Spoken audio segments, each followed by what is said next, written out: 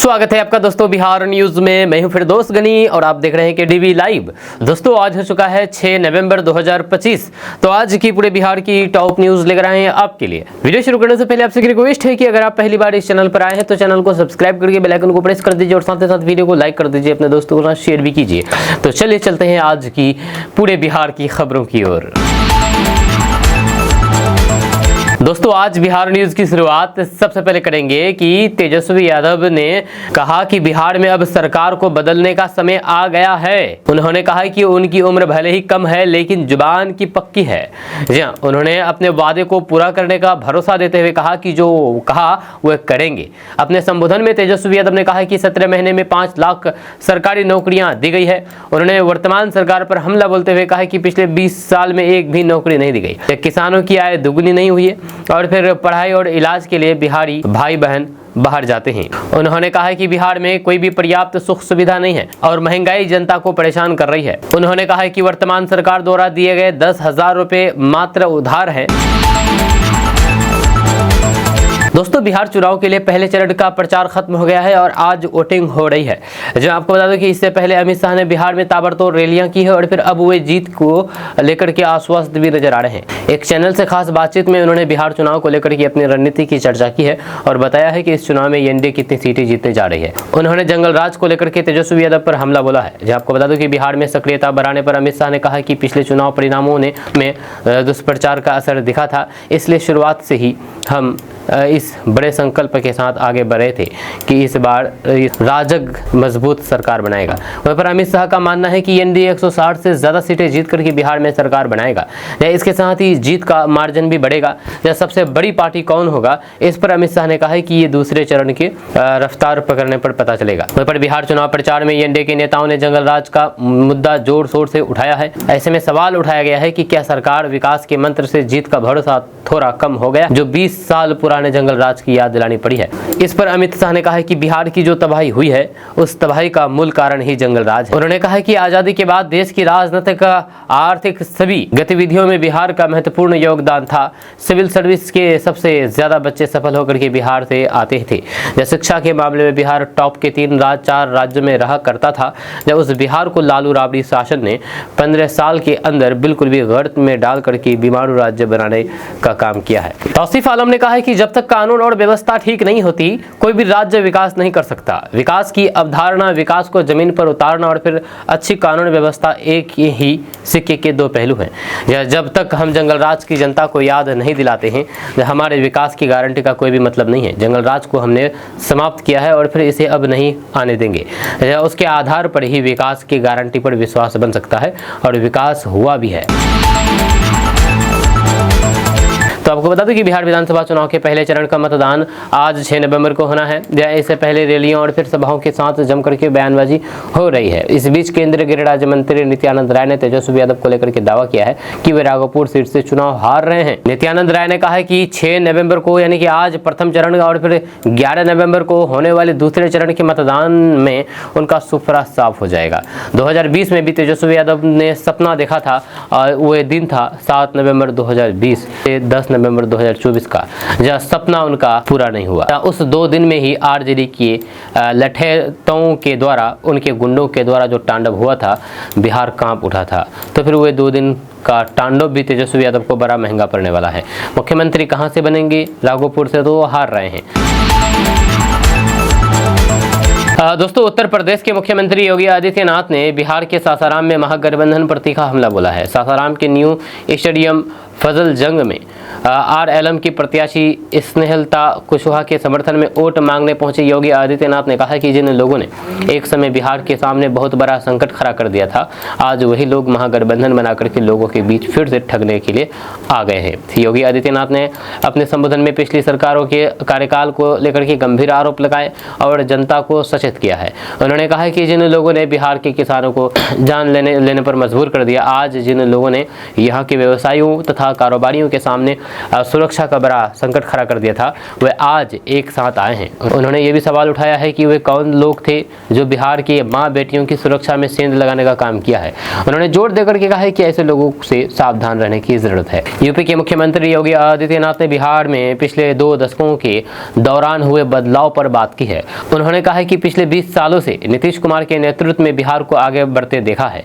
उन्होंने मतदाताओं से अपील की है कि वे ऐसी किसी भी कोशिश को सफल न होने दें जिससे बिहार को एक बार फिर से पुराने दिनों में लौटने पर मजबूर होना पड़े, जहां किसानों, व्यापारियों और फिर महिलाओं की सुरक्षा खतरे में थी।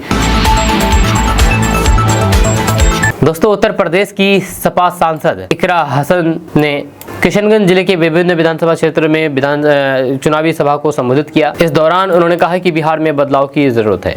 महागठबंधन की सरकार बनने पर बड़ी संख्या में लोगों को रोजगार मिलेगा, पलायन में कमी आएगी। उन्होंने आगे कहा कि एनडीए को बहुमत मिलने पर भाजपा ने जो महाराष्ट्र में एकनाथ शिंदे के साथ किया गया है, वही खेल नीतीश कुमार के साथ बिहार में होगा। भाजपा अपने नेता को मुख्यमंत्री बनाएगी, जिससे सामाजिक सौहार्द और बिगड़ेगा। वहीं पर छतरगाछ बैंक चौक में महागठबंधन की ओर से आयोजित सपा सांसद इकरा हसन ने कहा कि बिहार के लोग नफरत की राजनीति से परेशान हैं। अब मोहब्बत और फिर अमन की राजनीति को मजबूत करना है। जब पूरा देश आपकी तरफ देख रहा है कि आप क्या फैसला लेते हैं। वहीं पर बिहार के लोग अगर भाजपा को हरा देंगे तो फिर हम उत्तर प्रदेश में भी भाजपा सरकार को हटाने की लड़ाई और मजबूत होगी। वहीं पर सपा सांसद ने आगे कहा है कि वहां पर मुसलमान को तरह से सताया जा रहा है। जो सरकार के खिलाफ बोलता है उसका घर बुलडोजर से ढा दिया जाता है या उसका रोजगार छीन लिया जाता है। इसलिए आप लोग राहुल गांधी और तेजस्वी यादव के साथ मजबूत करें। वहीं पर इस दौरान कांग्रेस प्रत्याशी कमरुल हुदा ने कहा है कि भाजपा और एआईएमआईएम दोनों जनता को बांटने की राजनीति करती है। मौके पर सांसद डॉक्टर जावेद आजाद, विधायक रफीक आलम, जिलाध्यक्ष इमाम अली चिंटू आदि मौजूद रहे।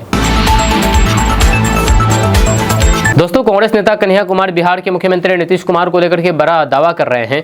जब उनके मुताबिक अगर एनडीए की सरकार आई भी तो फिर बीजेपी उनको मुख्यमंत्री नहीं बनाएगी। जब पत्रकार ने कन्हैया कुमार से सवाल किया है कि क्या भविष्य में कांग्रेस और नीतीश कुमार एक साथ आ सकते हैं, तो इसके जवाब में कन्हैया कुमार ने कहा कि इसकी संभावना बड़ी छीन है। कारण यह है कि महाराष्ट्र में बीजेपी ने एकनाथ शिंदे जी पर पहले कब्जा किया, उसके बाद शिवसेना पर कब्जा किया। यहाँ क्या हुआ कि जदयू पर पहले कब्जा किया गया, नीतीश जी बाद में कब्जा हुए। जब ये हुआ कि शिंदे जी को पहले कब्जा किया गया, शिवसेना को बाद में किया गया। लेकिन यहाँ क्या हुआ कि जदयू को पहले कब्जा किया गया, नीतीश कुमार जी को बाद में कब्जा हुए। जब आपके सारे सेनापतियों ने ही समझौता कर लिया है, किसी का वीडियो बना करके रख लिया है, आप थोड़ी पड़ताल करेंगे तो आपको जदयू के किसी न किसी नेता का वीडियो मिल जाएगा। पत्रकार महकमे में है वो वीडियो और फिर बड़े कमांडर यानी कि 2, 3 और 4 जो जदयू के लीडर हैं उनके वीडियोस हैं एकदम बढ़िया HD क्वालिटी में। वहाँ पर नीतीश कुमार जी पलटने का फैसला बाद में लेते हैं। ईडी बेल पहले बजाती है, इनकम टैक्स डिपार्टमेंट यानी कि ईडी बेल पहले बजाती है इनके नेताओं के घर पर। सिर्फ नेताओं के घर पर नहीं बल्कि इनके रिश्तेदारों के घर पर भी, जब उनकी कोठियों पर, जब उसके बाद सब आकर के कहते हैं कि प्रभु चलिए उधर ही, तो फिर नीतीश जी भी सोचते हैं कि पार्टी ही नहीं बचेगी। और ये बात पूरी जिम्मेदारी से कह रहा हूँ, जितनी मेरी समझदारी है उसके हिसाब से मैं आश्वस्त हूँ कि नीतीश जी और फिर जदयू इस प्रदेश को और नेतृत्व नहीं देंगे। वहाँ पर कन्हैया कुमार ने इस इंटरव्यू में नीतीश कुमार के अलावा प्रशांत किशोर, तेजस्वी यादव और फिर चिराग पासवान के बारे में भी अपनी राय दी है। इसके अलावा उन्होंने बिहार में राजनीति के अपराधीकरण पर भी खुल करके अपनी बात रखी है। दोस्तों, एक जनसभा को संबोधित करते हुए बीजेपी सांसद मनोज तिवारी ने महागठबंधन पर जमकर के हमला बोला है। उन्होंने आरजेडी नेता तेजस्वी यादव को घेरते हुए कहा कि वे शहाबुद्दीन जिंदाबाद बोलते हैं, जबकि शहाबुद्दीन अपराधी था जिसने दिन दहाड़े तेजाब डाल करके लोगों को जलाया था। जब उस वक्त लालू यादव की सरकार थी तब किसी ने सवाल नहीं किया। उन्होंने ये भी कहा कि अगर अब कोई जिंदाबाद करेगा तो फिर उन्हें हमें अब्दुल कलाम का जिंदाबाद करना चाहिए। बीजेपी सांसद ने दावा किया है कि ये चुनाव बिहार के भविष्य और फिर विकास की दिशा तय करेगा। दोस्तों, बिहार विधानसभा चुनाव के दूसरे चरण के लिए चुनावी घमासान तेज हो गया है। इसी कड़ी में कांग्रेस की महासचिव प्रियंका गांधी वाड्रा ने वाल्मीकि नगर की एक जनसभा को संबोधित किया। अपने संबोधन में उन्होंने जहां एक ओर सत्तारूढ़ एनडीए गठबंधन को घेरा, वहीं पर जवाहरलाल नेहरू का जिक्र करके बीजेपी की आलोचना को भी जवाब दिया है। वहाँ पर प्रियंका गांधी ने कहा कि बीजेपी नेता देश की हर समस्या के लिए नेहरू जी को जिम्मेदार ठहराते हैं, जबकि आज भी विदेशों में जैसे न्यूयॉर्क में चुनाव जीतने वाले एक अमेरिकी व्यक्ति ने भी नेहरू की बात की है। उन्होंने तंज कसते हुए कहा कि जिस नेता का सम्मान आज भी विदेश में हो रहा है उनका अपमान अपने ही देश में किया जाता है। कांग्रेस नेता ने बिहार के लोगों के सामने बेरोजगारी और किसानों की बदहाली का मुद्दा प्रमुखता से उठाया है। उन्होंने सीधे तौर पर पूछा है कि पिछले 20 वर्षों से बिहार में एनडीए की सरकार है, फिर भी बिहार के युवाओं को रोजगार के लिए दूसरे राज्यों में क्यों भटकना पड़ता है। उन्होंने दुख जताते हुए कहा है कि आज खेती किसानी से भी लोग कमाई नहीं कर पा रहे हैं, जबकि एक समय था जब कृषि ही जीवन का आधार, जब मौजूदा समय में किसानों को उनकी उपज का सही मूल्य नहीं मिल रहा है, जिससे उनकी स्थिति बिगड़ गई है। जब वहीं पर प्रियंका गांधी ने मुख्यमंत्री महिला रोजगार योजना का जिक्र करते हुए महिलाओं से कहा कि अभी सरकार उनके खाते में 10,000 रुपये दे रही है, लेकिन चुनाव के बाद ये पैसा नहीं मिलेगा। उन्होंने लोगों को सरकार की नीयत समझने की सलाह दी है और कहा कि आप पैसे ले लीजिए, लेकिन वोट बहुत सोच समझ करके दीजिएगा।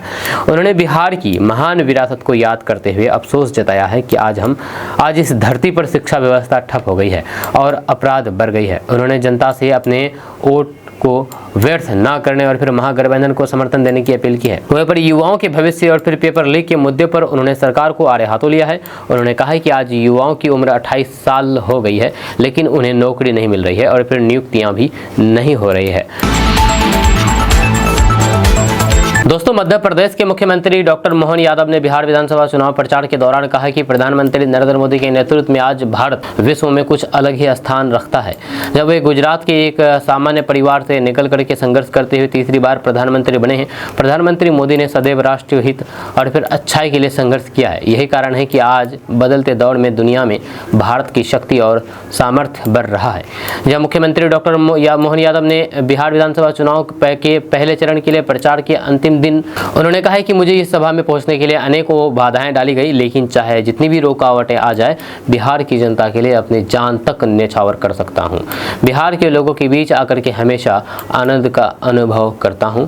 मुख्यमंत्री डॉक्टर मोहन यादव ने जनसभा में महागठबंधन के परिवारवाद पर जोर देकर के जोरदार प्रहार किया है। मुख्यमंत्री डॉक्टर मोहन यादव ने कहा कि भाजपा ऐसी पार्टी है जहां सबको मौका मिलता है। मुझे भी मुख्यमंत्री बनाकर के सेवा का अवसर दिया है, जबकि परिवार में कोई भी सांसद विधायक नहीं है। मुख्यमंत्री डॉक्टर यादव ने कहा कि अब चुनाव की आखिरी बेला आ चुकी है। आगामी 6 नवंबर को पहले चरण के लिए वोटिंग होगी। बिहार में एनडीए सरकार की वापसी के लिए लोक जनशक्ति पार्टी रामविलास के प्रत्याशी जितेंद्र यादव को विजयी बनाएंगे। दोस्तों, कांग्रेस नेता राहुल गांधी ने बिहार और हरियाणा में वोटर लिस्ट में धांधली का बड़ा आरोप लगाया है। यह आरोपों का बौछार कर दिया है। राहुल गांधी ने इस आरोप को हाइड्रोजन बम करार दिया है। अब इस पर जेडीयू ने पलटवार किया है। जेडीयू के वरिष्ठ नेता केसी त्यागी ने एक न्यूज चैनल से बातचीत में एक बड़ा बयान दिया है। केसी त्यागी ने कहा कि चुनाव में हार का सिलसिला कांग्रेस पार्टी का लगातार बढ़ता जा रहा है। इसको राहुल गांधी अपने सिर पर लेने को तैयार नहीं है। आज मतदान होना है, जब राहुल गांधी अपने परिचय बिहार इलेक्शन में स्वीकार नहीं करना चाहते हैं। आपको बता दें कि बिहार में पहले चरण की वोटिंग से एक दिन पहले मीडिया ब्रीफिंग करके राहुल गांधी ने हाइड्रोजन बम फोड़ने का दावा करते हुए हरियाणा और बिहार में वोट चोरी और फिर अवैध तरीके से मतदाताओं के नाम वोटर लिस्ट से काटने के आरोप लगाए हैं। राहुल गांधी ने दावा किया है कि हरियाणा में 2 करोड़ मतदाताओं में से 25 लाख फेक वोटर्स हैं। उन्होंने एक ब्राजीलियन मॉडल की तस्वीर दिखाते हुए कहा कि इस महिला ने हरियाणा चुनाव में 22 बार वोट किया है। हालांकि जेडीयू ने आरोपों को सिरे से खारिज कर दिया है। पार्टी के वरिष्ठ नेता केसी त्यागी के मुताबिक राहुल गांधी नेता प्रतिपक्ष है, लेकिन उसमें गंभीरता का अभाव है। महाराष्ट्र हरियाणा में चुनाव खत्म होने के बाद उन्होंने बेईमानी का आरोप लगाया है। कांग्रेस रूलिंग राज्य में 10 मामले बता सकता हूं जहां पर वोटर के नाम काटे गए हैं, लेकिन हम कभी आरोप नहीं लगाते हैं। दोस्तों, बिहार में आज पहले चरण का मतदान होने वाला है। बिहार चुनाव आयोग ने एसआईआर की अंतिम सूची जारी कर दी है, जिससे नागरिक आसानी से अपने नाम और फिर मतदाता जानकारी ऑनलाइन वेरीफाई कर सकते हैं। यह लोकतांत्रिक प्रक्रिया में आसान भागीदारी सुनिश्चित करने के लिए मतदाता सूची में अपना नाम चेक करना बेहद जरूरी है। जब भारत निर्वाचन आयोग यानी कि इलेक्शन कमीशन ऑफ इंडिया ने बिहार के लिए विशेष गहन पुनरीक्षण यानी कि एसआईआर अंतिम मतदाता सूची 2025 जारी कर दी है।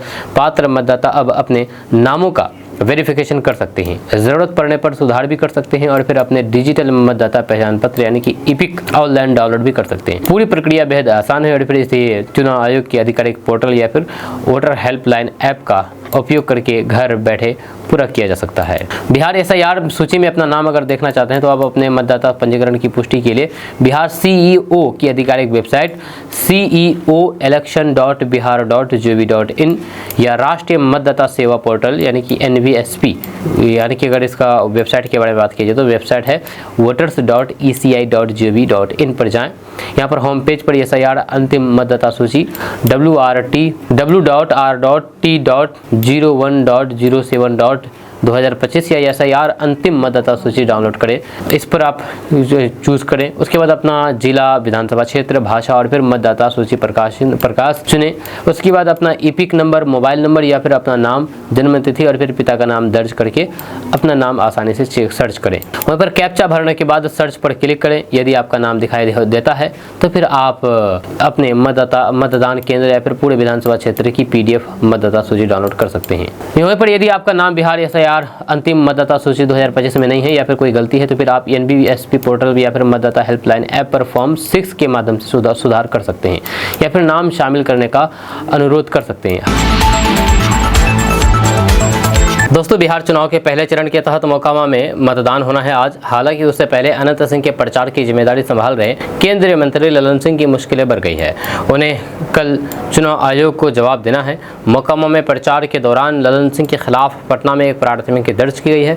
चुनाव आयोग के निर्देश पर उनके एक बयान के आधार पर BJP, भारतीय कांग्रेस और फिर जनप्रतिनिधि अधिनियम के तहत मामला दर्ज किया गया है। चुनाव आयोग ने उनसे स्पष्टीकरण भी मांगा है। राजद नेता तेजस्वी यादव ने अब ललन सिंह के इस बयान पर तीखा हमला बोला है। अब सवाल है कि ललन सिंह ने क्या कहा था। तो आपको बता दूं कि ललन सिंह दुलारचंद की जान जाने के मामले में जेल में है। आपको बता दूं कि अनंत सिंह दुलारचंद की जान जाने के मामले में जेल में है। अंतिम समय में ललन सिंह ने खुद अनंत सिंह के प्रचार की कमान संभाली। इस दौरान ललन सिंह ने कहा कि कुछ लोगों पर नजर रखनी होगी। उन्होंने अपने समर्थकों को समझाया कि मोकामा में कुछ लोग हैं जो मतदान के दिन गड़बड़ी पैदा कर सकते हैं, इसलिए ऐसे लोगों को उस दिन घरों से बाहर ना निकलने दे, उन्हें घरों में बंद कर दे। अगर बहला फुसला करके ले जाओ तो फिर उसके साथ मतदान केंद्र तक जाओ और फिर वोट डालने के बाद उन्हें वापस भेज दो। अब इस मामले पर तेजस्वी यादव ने कहा है कि ललन सिंह ने कहा था कि किसी भी गरीब अति पिछड़े को वोट देने के लिए घर से बाहर नहीं निकलने देना चाहिए। क्या यही उनकी पिताजी का राज है? क्या यही ललन सिंह का राज है? लोकतंत्र और बाबा साहेब के संविधान ने प्रधानमंत्री को हो या फिर मजदूर, सबको वोट डालने का अधिकार दिया है। इन्हें तानाशाहों को सबक सिखाना होगा। ये चुनाव आयोग कहाँ है? तेजस्वी ने कहा कि ललन सिंह खुलेआम दलितों, गरीबों और फिर अति पिछड़े वर्गों को वोट देने से रोकने की बात कर रहे हैं और ये चुनाव आयोग के नियमों का उल्लंघन है। तेजस्वी यादव ने इस मामले में आयोग से तुरंत कार्रवाई की मांग की है। दोस्तों, बिहार विधानसभा चुनाव के पहले चरण के लिए आज वोट डाले जाएंगे। जहां फर्स्ट फेज में बिहार की 121 सीटों पर, यानी कि पहला चरण में बिहार की 121 सीटों पर वोट डाले जाएंगे और फिर इनमें कुछ ऐसी सीटें हैं जहां पूरे देश की नज़र होगी। हाई प्रोफाइल सीट में छपरा भी शामिल है, जहां से इस बार RJD ने भोजपुरी फिल्मों के सुपरस्टार खेसारी लाल यादव को टिकट दिया है। चुनाव प्रचार के दौरान भी ये सीट काफ़ी चर्चा में रही थी। यहाँ से BJP ने छोटी कुमारी को उम्मीदवार बनाया है। जहाँ छपरा की इस सीट पर चुनावी संग्राम काफ़ी रोमांचक हो सकता है, जब फिल्मी दुनिया से आने की वजह से खेसारी लाल यादव पर विपक्षियों की ओर से काफ़ी तीखे आक्रमण हुए थे। खेसारी लाल यादव के लिए विरोधियों की ओर से नचनिया जैसे जुमलों का भी इस्तेमाल किया गया था। हालांकि RJD उम्मीदवार के समर्थन में प्रचार के लिए तेजस्वी यादव के अलावा अखिलेश यादव भी उतरे थे। वहीं पर छपरा सीट की बात करें तो फिर जनसंख्या के आधार पर यहाँ पर हिंदू समुदाय 81.45%, अनुसूचित जाति के मतदाता लगभग 11.14% और मुस्लिम मतदाता लगभग 12.2% है। बीजेपी ने यहां से छोटी कुमारी को उम्मीदवार बनाया है, जबकि RJD ने खेसारी लाल यादव को उम्मीदवार बनाया है। इसके अलावा राखी गुप्ता भी निर्दलीय उम्मीदवार के तौर पर मैदान में है। छपरा सीट कितना हाई प्रोफाइल है ये इसे समझ सकते हैं कि यहाँ पर 30 अक्टूबर को बीजेपी के पक्ष में चुनाव प्रचार के लिए खुद PM नरेंद्र मोदी भी आए थे। इस बार यहाँ पर शहर की पूर्व मेयर राखी गुप्ता भी मैदान में उतर गई है। हालांकि 2020 विधानसभा चुनाव में इस सीट पर निर्दलीय उम्मीदवार के महज 6000 वोट मिले थे। राजनीतिक विश्लेषकों का मानना है कि इस बार भी मुकाबला मुख्य रूप से RJD और BJP के बीच में ही है। दोस्तों, वोटिंग से पहले प्रशांत किशोर को बड़ा झटका लगा है क्योंकि उनके प्रत्याशी बीजेपी में शामिल हो गए हैं। जी हां, आपको बता दूं कि मुंगेर विधानसभा क्षेत्र की राजनीति में बड़ा उलटफेर देखने को मिला जब मुंगेर शहर के एक निजी होटल में आयोजित कार्यक्रम के दौरान जनसुराज पार्टी के प्रत्याशी संजय सिंह ने भारतीय जनता पार्टी का दामन थाम लिया। उन्होंने भाजपा प्रत्याशी कुमार परणे और फिर एनडीए गठबंधन को समर्थन देने की घोषणा की। इस कदम ने जिले की सियासी हवा का रुख ही बदल दिया है। बताया जा रहा है कि बीते कुछ दिनों से संजय सिंह लगातार भाजपा के वरिष्ठ नेताओं के संपर्क में थे, लेकिन उनके इस निर्णय की भनक तक किसी को नहीं लगी। संजय सिंह के भाजपा में शामिल होने के बाद मुंगेर की चुनावी जंग अब और दिलचस्प हो गई है। अब मुकाबला सीधा महागठबंधन और फिर एनडीए के बीच सिमट गया है। राजनीतिक विश्लेषकों का मानना है कि संजय सिंह का मजबूत जनाधार और फिर उनकी स्थानीय लोकप्रियता एनडीए को निर्णायक बढ़त दिला सकती है। वहीं पर महागठबंधन खेमे में इस घटनाक्रम से बेचैनी साफ देखी जा रही है। स्थानीय मतदाताओं के बीच भी इस सियासी फेरबदल को लेकर के चर्चाएं जोरों पर है और लोग इसे मुंगेर की राजनीति में गेम चेंजर कदम के रूप में देख रहे हैं। दोस्तों, असम के सीएम हेमंत बिस्वा शर्मा ने राहुल गांधी को पाकिस्तान चले जाने की सलाह दी है। जी हां, आपको बता दूं कि असम के मुख्यमंत्री हेमंत बिस्वा शर्मा ने बिहार में चुनाव प्रचार करने के लिए एक सभा को संबोधित कर रहे थे। इस दौरान उन्होंने कांग्रेस के युवराज राहुल गांधी को आड़े हाथों लेते हुए कहा कि घुसपैठियों को ये बढ़ावा देने का काम करेंगे तो फिर ये नहीं चलेगा, उन्हें तो पाकिस्तान चला जाना चाहिए। वहीं पर हेमंत बिस्वा शर्मा ने कहा कि बिहार समेत चंपारण की जनता राजद के शासनकाल में उत्पन्न जंगलराज को देखी है। यह चंपारण का अपना इतिहास है जो अच्छे संदेश देता है। यहाँ के लोग लालू तेजस्वी को फिर से नहीं आने देने का संकल्प लिए हैं। दोस्तों, लोक जनशक्ति पार्टी के नेता चिराग पासवान ने बड़ा बयान दिया है। उन्होंने राहुल गांधी की भारतीय सेना के बारे में हालिया टिप्पणी की आलोचना की है और फिर उनके बयान को शर्मनाक और दुर्भाग्यपूर्ण करार दिया है। चिराग पासवान ने कहा है कि अगर देश के नेता प्रतिपक्ष की खुद की सोच ऐसी है, फिर वे हमारी सेना को जात पात धर्म और फिर मजहब में बांट करके देखने का काम कर रहे हैं, तो फिर इससे ज़्यादा लोकतंत्र के लिए दुखद बात नहीं हो सकती है। अगर आपको इतनी ही चिंता है तो फिर आपको बता दीजिए ना कि देश की सत्ता में लंबे समय तक कौन था शासन में। अगर आपको सेना में भी जाति के आधार पर विभाजन करना था तो फिर करवा देते। आपको आज ये याद आ रहा है, चुनाव में कई बार आप ऐसी बात बोलते हैं जिससे ध्रुवीकरण हो, लेकिन हमेशा एक मर्यादा रखना चाहिए। वहाँ पर चिराग पासवान ने कहा कि सेना एक ऐसा विषय है जिसका राजनीतिकरण नहीं किया जाना चाहिए। उन्होंने सैनिकों का अपमान किया है। यह न केवल शर्मनाक है बल्कि दुर्भाग्यपूर्ण भी है। अगर विपक्ष के नेता की यही सोच है जो हमारे सेना को जाति और धर्म के आधार पर देखते हैं, तो फिर इससे ज़्यादा दुर्भाग्यपूर्ण और फिर क्या हो सकता है। चिराग पासवान ने आगे कहा कि अगर राहुल गांधी वाकई इस मुद्दे को लेकर के चिंतित है तो उन्हें कांग्रेस पार्टी के लंबे कार्यकाल पर विचार करना चाहिए। विपक्षी महागठबंधन पर निशाना साधते हुए चिराग पासवान ने आगे कहा कि अगर ये गलती इसे भी आ गए तो फिर बिहार में दहशत मचा देंगे। उनका इशारा इस ओर था कि आरजेडी और फिर उसके सहयोगियों की सत्ता में वापसी बिहार में अराजकता का कारण बनेगी। यह चिराग पासवान का ये कहना है। दोस्तों, बिहार चुनाव से पहले अलग अलग 3 एजेंसियों के एग्जिट पोल सामने आया है और इस एग्जिट पोल में चौंकाने वाला नतीजा देखा जा रहा है। आपको बता दें कि आज 6 नवंबर को पहले चरण के तहत वोटिंग डाले जाने हैं। उससे पहले आईएनएस, मेट्राइज, पोलिस्ट्रेट और चाणक्य तीनों एजेंसियों के ओपिनियन पोल में एनडीए के पक्ष में रुझान दिखा रहे हैं। यह सर्वे का नतीजा बता रहा है कि बिहार का मतदाता फिलहाल प्रयोग के मोड में नहीं है। बिहार की वोटर मुख्यमंत्री नीतीश कुमार की स्थिरता, पीएम मोदी की लोकप्रियता और फिर एनडीए की जमीनी पकड़ को ही एक सुरक्षित विकल्प के रूप में देख रहे हैं। जब विपक्ष के पास बेरोजगारी, स्वास्थ्य, शिक्षा और फिर पलायन जैसे बड़े मुद्दे तो हैं, लेकिन वोटरों को एक दिशा में मोड़ने के लिए संगठनात्मक एकजुटता अब भी कमजोरी साबित हो रही है। तो आइए अब आंकड़े पर नजर डालते हैं। तो सर्वे के आंकड़ों के अनुसार आईएनएस मेट्राइज के मुताबिक एनडीए को 153 से 164 सीटें मिल सकती है, जबकि इंडिया गठबंधन को 76 से 87 सीटों पर सीमित बताया गया है। वहाँ पर पोलिस्ट्रेट का अनुमान थोड़ा बैलेंस्ड है। एनडीए 133 से 143 और महागठबंधन 93 से 102 सीटों पर बढ़त दिखाई गई है। वहीं पर चाणक्य ने एनडीए को 128 से 134 सीटें और विपक्षी गठबंधन को 102 से 108 सीटें तक का अनुमान दिया है। हालांकि तीनों सर्वे इस बात पर लगभग सहमत हैं कि बिहार में एनडीए पलट की संभावना फिलहाल कम ही है, यानी कि एनडीए की ही सरकार बनने वाली है। इन सभी की औसत को देखें तो फिर एनडीए का आंकड़ा 140 सीटों के आसपास बैठता है, जो 243 सदस्य विधानसभा में बहुमत की दृष्टि से बहुत ही कंफर्टेबल स्थिति में है। वहीं पर दूसरी ओर महागठबंधन को इन तीनों सर्वे में 76 से 108 सीटों के बीच रखा गया है, जबकि अन्य दलों को ये 2 से 9 सीटें मिलने का अनुमान है। पर तीनों सर्वे का रुझान बताता है कि नीतीश कुमार और फिर नरेंद्र मोदी की जोड़ी फिलहाल बिहार की सत्ता की दौड़ में मजबूत स्थिति में है। पहले चरण के मतदान से पहले ये सर्वे ट्रेंड ये संकेत देता है कि बिहार चुनाव शायद सत्ता परिवर्तन नहीं बल्कि सत्ता की पूर्ण वापसी का चुनाव साबित हो सकता है। वहीं पर पुलिस स्टेट सर्वे ने पहली बार ये संकेत दिया है कि प्रशांत किशोर की जनसुराज पार्टी 1 से 3 सीटें जीत सकती है। सर्वे के मुताबिक भले ये संख्या मामूली दिखे, लेकिन ये बताती है कि बिहार में तीसरे विकल्प की तलाश खत्म नहीं हुई है। वहीं पर AIMIM को 2 से 3 सीटें मिलने का अनुमान है, जो सीमांचल में उसके प्रभाव को बता रहा है, जहाँ गठबंधन के भीतर मुस्लिम जनप्रतिनिधि का सवाल इस क्षेत्र में निर्णायक हो सकता है।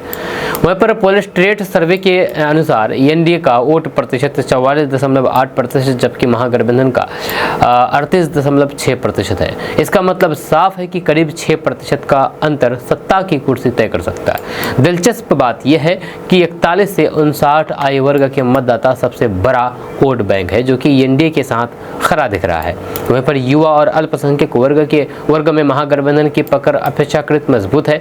यह सामाजिक विभाजन बताता है कि NDA की अपील पारंपरिक वोटरों के बीच स्थिर है, लेकिन भावनात्मक और युवा मुद्दों पर विपक्ष की चुनौती बनी हुई है। दोस्तों, बिहार की राजनीति में लालू यादव परिवार की कलह एक बार फिर से सुर्खियों में है, जब पटना एयरपोर्ट पर एक ऐसा वाकया हुआ जिसने पूरे राजनीतिक गलियारों में चर्चा छेड़ दी है। जब तेजस्वी यादव और उनके बड़े भाई तेज प्रताप यादव आमने सामने आए, लेकिन दोनों के बीच ना सलाम हुआ ना प्रणाम। तेजस्वी हंसते और मजाक करते नजर आए, जबकि तेज प्रताप का चेहरा उदासी, हताशा और गुस्से से भरा हुआ दिखा।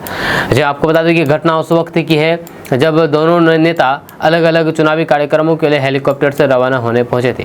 तेज प्रताप यादव एक यूट्यूबर के साथ पटना एयरपोर्ट पर पहुंचे थे। इस दौरान तेजस्वी यादव भी वहीं पर मौजूद थे। जब वीडियो में दिखता है कि तेजस्वी अपने सहयोगियों के साथ हंसते हुए यूट्यूबर से मजाक करते हैं। वहीं तेजस्वी यादव कहते हैं कि शॉपिंग करा रहे हैं क्या भैया, जिस पर यूट्यूबर जवाब देता है कि वे हमको गिफ्ट दे रहे हैं। इसके बाद तेजस्वी हंस करके कहते हैं कि आप बड़े लकी हैं। पूरा माहौल हल्का फुल्का और फिर हंसी ठिठोले वाला था, लेकिन उसी समय कैमरा तेज प्रताप यादव की ओर घूमता है, जो दुकान के दरवाजे पर खड़े सब कुछ चुपचाप देख रहे होते हैं। जहाँ उनके चेहरे के भाव स्पष्ट रूप से हताशा और भावनात्मक दिख रहा था।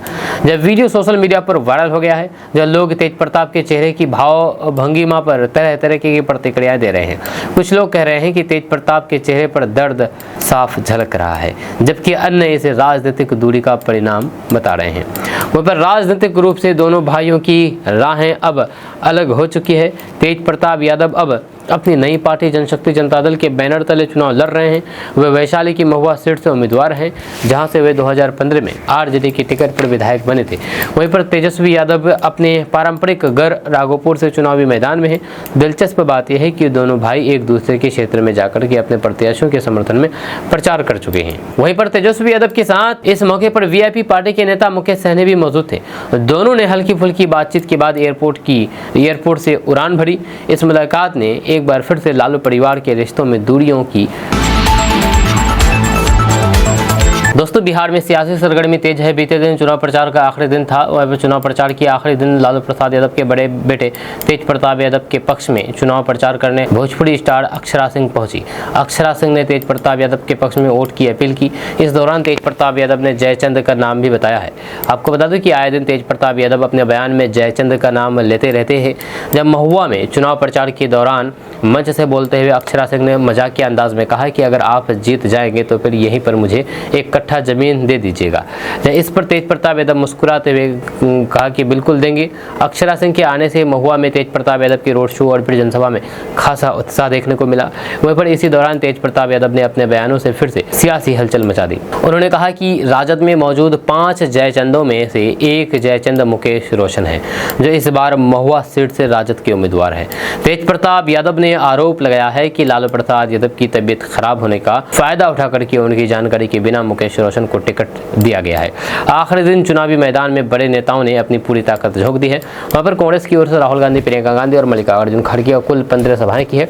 वहाँ पर प्रधानमंत्री नरेंद्र मोदी ने अकेले इतने ही यानी कि 15 सभाएं की है और एक रोड शो भी किया है। वहीं पर तेजस्वी यादव सबसे अधिक प्रचार करने वाले नेता रह रहे हैं। उन्होंने 83 जनसभाएं और फिर रोड शो की है, जो कि अब तक का रिकॉर्ड है। वहीं पर मुख्यमंत्री नीतीश कुमार 60 सभाओं के साथ दूसरे स्थान पर रहे हैं। इधर तेज प्रताप यादव भी पटना में सड़कों पर उतरे। उन्होंने फुलवाड़ी विधानसभा सीट से CPI MLA उम्मीदवार गोपाल रविदास के समर्थन में 5 किलोमीटर लंबा रोड शो किया, जिसमें लेफ्ट और फिर राजद समर्थकों की भारी भीड़ उमड़ी। दोस्तों बिहार चुनाव के पहले चरण आज यानी कि 6 नवंबर को मतदान होना है। अगर आप पहली बार मतदान कर रहे हैं तो फिर मतदान के दिन किसी भी परेशानी से बचने के लिए मतदाता सूची में अपना नाम जांचने से लेकर के अपना ईपिक डाउनलोड करने और फिर सही मतदान केंद्र तक पहुंचने तक की पूरी प्रक्रिया आप जान लें। तो आपको बता दूं कि बिहार विधानसभा चुनाव 2025 अब पूरा पारा चढ़ गया है। जब पहले चरण का मतदान 6 नवंबर को होगा यानी कि आज वहाँ पर 18 जिलों की 121 विधानसभा सीटों पर मतदान होगा।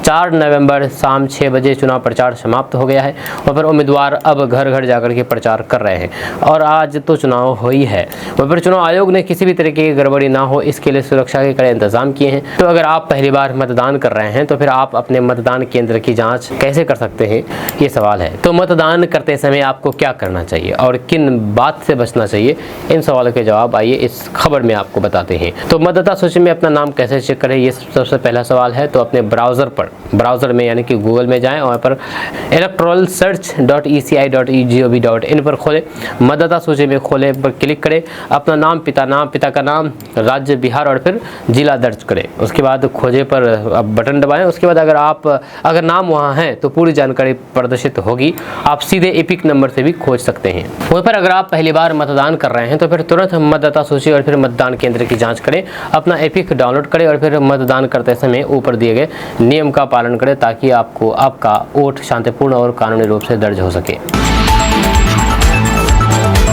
दोस्तों बिहार में मौसम ने करवट ले ली है। नवंबर के महीने में गुलाबी ठंड ने लोगों को खुश कर दिया है। 3 से 4 दिन की बारिश के बाद जब बादल बिहार से छटे तो फिर माहौल पूरी तरीके से बदल चुका था। जहाँ हाल ये हो गया था कि अचानक से लोगों को कंबल और फिर ब्लैंकेट निकालने पड़ गए। आपको बता दें कि पटना मौसम विज्ञान केंद्र ने इसको लेकर के नवंबर के पूरे महीने का ही पूर्वानुमान जारी कर दिया है। मौसम विभाग ने अपने पूर्वानुमान में बताया है कि नवंबर के महीने में भी बिहार में बारिश होने की संभावना है और फिर ये सामान्य से अधिक होगी। नवंबर में बिहार में सामान्य वर्षा का औसत 4.57 मिलीमीटर है। जब वहीं पर पटना मौसम विज्ञान केंद्र के अनुसार नवंबर 2025 के दौरान बिहार के दक्षिण पश्चिमी भाग को छोड़कर के बाकी सभी जगहों पर सामान्य से ज्यादा रहेगा। वहीं पर दक्षिण पश्चिमी भाग के कुछ स्थानों में अधिकतम तापमान सामान्य से कम रहने की संभावना है। वहीं पर नवंबर 2025 में बिहार का अधिकतम तापमान औसतन 27 से 29 डिग्री सेल्सियस के बीच रह सकता है। वहीं पर बात अगर कम पारे की करें तो फिर पटना मौसम विज्ञान केंद्र ने पूर्वानुमान जारी किया है कि नवंबर 2025 में बिहार का न्यूनतम तापमान सामान्य से अधिक रहेगा। वहीं पर इस महीने बिहार का न्यूनतम तापमान औसत 15 से 17 डिग्री सेल्सियस के बीच रहेगा। वहीं पर इस महीने नवंबर में ठंड नहीं आ रही है, यानी कि मान लीजिए कि नवंबर महीने में आपको करकराती ठंड का सामना नहीं करना पड़ेगा। इस दौरान रात में आपको हल्के कंबल की जरूरत पड़ सकती है, लेकिन इस ठंड से ज़्यादा दिक्कत नहीं होगी। दिसंबर का पूर्वानुमान अभी जारी नहीं किया गया है। माना जा रहा है कि दिसंबर के दूसरे से तीसरे हफ्ते के बीच हमेशा की तरह करकराती ठंड दस्तक दे सकती है। हालांकि इसको लेकर के कोई भी पूर्वानुमान नहीं है। बात अगर किसानों, ट्रैफिक और स्कूल के समय की करें तो फिर किसानों के लिए ये मौसम फिलहाल गेहूं की रोपने के लिए उतना मुफीद नहीं है। रबी की फसलों के लिए किसान थोड़ा इंतजार कर सकते हैं। वहीं पर ट्रैफिक और स्कूल के समय पर नवंबर भर कोई भी फर्क नहीं पड़ेगा, लेकिन इसके लिए जरूरी है कि मौसम विभाग का पूर्वानुमान किसी अचानक की गतिविधि से प्रभावित ना हो। दोस्तों बिहार में 4 वर्षीय बीएड प्रवेश परीक्षा का परिणाम मंगलवार को जारी कर दिया गया है। इस परीक्षा का नोडल विश्वविद्यालय बाबा साहेब भीमराव अम्बेडकर बिहार विश्वविद्यालय मुजफ्फरपुर को बनाया गया था। यह परीक्षा के नोडल प्रोफेसर विनय शंकर राय और फिर CCDC प्रोफेसर TK डे ने संयुक्त रूप से रिजल्ट जारी किया है। प्रोफेसर राय के अनुसार परीक्षा में कुल 5077 परीक्षार्थी शामिल हुए थे, जिनमें से 3732 छात्र सफल हुए हैं, यानी कि पास हुए हैं। आपको बता दूं कि परीक्षा 12 अक्टूबर को BU के विभिन्न केंद्रों पर आयोजित की गई थी। इस परीक्षा में सारण के अनुराग कुमार ने टॉप किया है। उन्हें 100 में से 97 अंक प्राप्त हुए हैं। और फिर दूसरे स्थान पर कानपुर की दीक्षा सिंह है, जिन्हें 96 अंक मिले हैं, जबकि तीसरे स्थान पर वैशाली के आमोद कुमार है, जिन्हें 93 अंक प्राप्त हुए हैं। दिलचस्प बात यह है कि टॉप 10 की लिस्ट में समान अंक आने की वजह से कुल 24 छात्र के नाम शामिल किए गए हैं। वहीं पर 4 वर्षीय बीएड में नामांकन प्रक्रिया 7 नवंबर से 18 नवंबर तक चलेगी। इस दौरान छात्र ऑनलाइन रजिस्ट्रेशन कर सकते हैं और फिर अपने पसंद के कॉलेज का चयन भी कर पाएंगे। जब BRBU ने रजिस्ट्रेशन से लेकर के नामांकन तक का पूरा टाइम टेबल जारी कर दिया है। यह 4 वर्षीय बीएड कोर्स की कुल 400 सीटें हैं, जिनकी पढ़ाई BRBU के अधीन आने वाले 4 कॉलेजों में होती है। रजिस्ट्रेशन के बाद 20 नवंबर को पहले राउंड के लिए कॉलेज अलॉटमेंट लिस्ट जारी की जाएगी। वहाँ पर नामांकन पूरी तरीके से अंकों के आधार पर होगा। जिन छात्रों के अंक अधिक होंगे उन्हें पहले भी एडमिशन का मौका मिलेगा। झलक दिखा दी है।